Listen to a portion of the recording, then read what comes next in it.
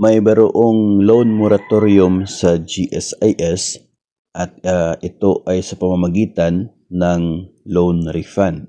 So ibig sabihin yung na-deduct sa sahod natin, na-remit sa GSIS ay i-refund nila.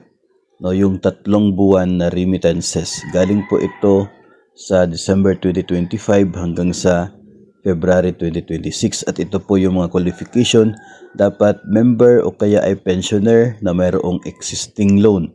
No, dapat mayroong loan sa GSIS at ang yung loan na yon ay hindi in default. Ibig sabihin hindi po siya due and demandable.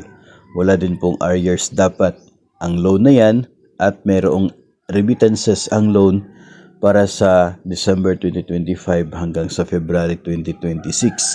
Yun po yung sakop ng refund ng GSIS. So of course, dapat po remitted na doon sa GSIS yung deductions sa sahod natin for those months.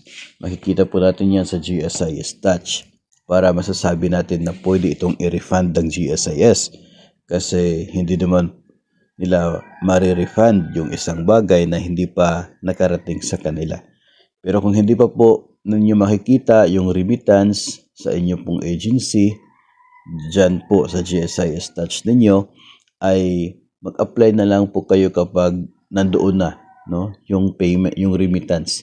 Makikita na yung remittance kasi hanggang sa October pa naman ay pwede kayong mag-apply dito sa dito sa kanila pong pa-refund ng GSIS.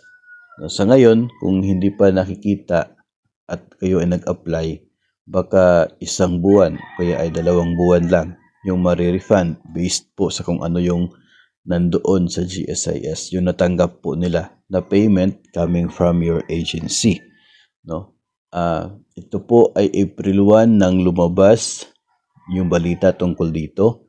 At marami na rin po yung nag-apply at sa ngayon ay naghihintay na matatanggap doon sa kanila pong UMID account, yung galing po sa GSIS na ATM card.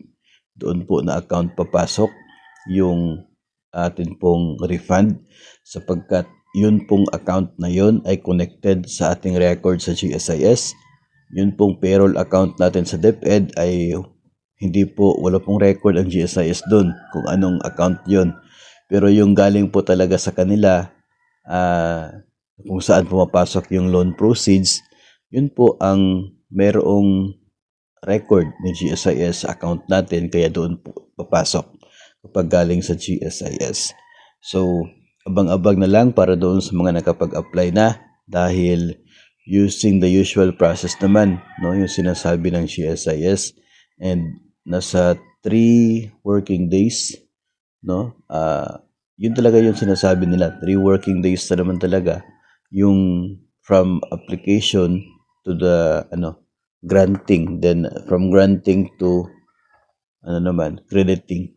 So abangan po natin yan nang sa ganun ay matanggap po natin yung 3 months na refund from GSIS at mag-i-extend lang naman yung loan term ng another 3 months, walang interest, walang penalty na babayaran.